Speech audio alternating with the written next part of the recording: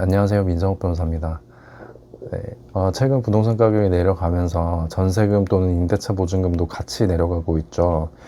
그래서 집주인 입장에서는 전세금을 빼주려면 신규 임차인으로부터 같은 금액을 받아야 되는데 집값이 몇 억씩 떨어지면서 전세금도 같이 비슷한 비율로 내려가는 상황에서 별도로 현금을 갖고 있는 경우가 아니라면 반환을 해줄 뾰족한 수가 없는 경우가 많습니다. 막연히 지금 뭐 부동산을 내놨으니까 나가는 대로 돌려주겠다 이런 식으로 시간을 끌고 또 전세금도 현 시세에 맞춰서 내놓는 게 아니라 기존 시세대로 내놓는 경우가 많아서 안 나가는 경우가 많은 것 같습니다. 임차인 입장에서는 점점 시세가 내려가는데 상황은 더욱 악화되는 것을 보고만 있어야 되는 거죠. 이와 같이 최근 전세금을 반환받지 못한 임차인분들이 상당히 많고 또 아마도 당분간은 이런 추세가 계속돼서 더욱 많아지지 않을까 생각됩니다. 네. 이런 상황에서 전세금 또는 보증금 반환 소송을 고려하고 계신 분들한테 전반적으로 이 소송이 어떻게 진행이 되는지, 이제 특히 소요 기간은 어떻게 되고 소송 비용 등은 어떻게 처리되는지 등을 말씀을 드리겠습니다. 물론 집주인분들도 소송을 당하면 어떻게 되는지 궁금하실 수 있겠죠. 네. 우선 소송 기간에 대해서 말씀을 드리자면 기본적으로 7에서 8개월 정도는 예상을 하셔야 됩니다. 뭐 6개월 안에 종결되는 경우도 있긴 한데 그런 경우는 드문 편이고요. 지급명령을 신청해서 집주인이 이의 신청을 하지 않으면 훨씬 단기간에 종결이 될 수가 있긴 한데, 시간을 끌어야 되는 집주인들 입장에서는 당연히 이의 신청을 해서 어떻게든 시간을 더 벌려고 하기 때문에 이의 신청을 하면 그때 다시 소송으로 이행이 되기 때문에 오히려 더 시간이 지체되는 경우가 발생하게 됩니다.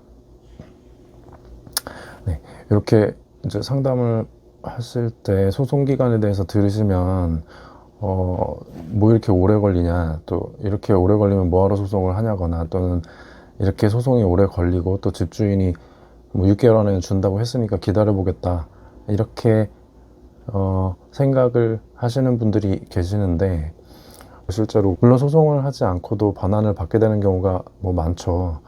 그런데 만일 약속했던 기간이 지나고 나도 이제 집이 계속 안 나가면 집주인은 뭐 조금만 더 기다려 달라 뭐 이런 식으로 계속 시간을 끌게 되고, 그런 식으로 시간이 계속 흘러가면 뭐 계속 마냥 기다릴 수도 없으니 그때 가서 이제 다시 처음부터 소송을 제기하면 그때부터 다시 또 7에서 8개월 정도가 소요가 되는 거죠.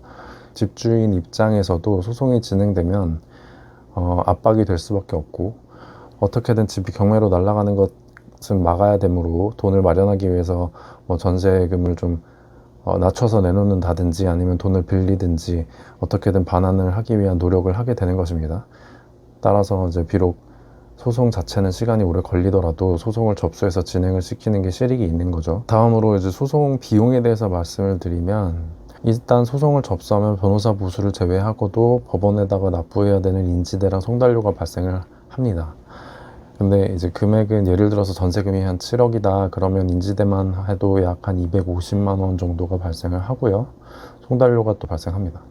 네, 이렇게 초기 비용이 들어가긴 하는데요. 특별한 사정이 없으면 이런 소송은 뭐 원고가 승소를 하게 되겠죠. 그러면 상대방의 규칙에 따른 변호사 비용까지 포함해서 청구를 할 수 있습니다. 다만 승소 이후에 소송 비용 확정 결정을 받아서 또 그걸 받아내기까지는 또 다시 약 2에서 3개월 정도가 소요되기 때문에 돈이 상당 기간 묶여 있게 됩니다. 네.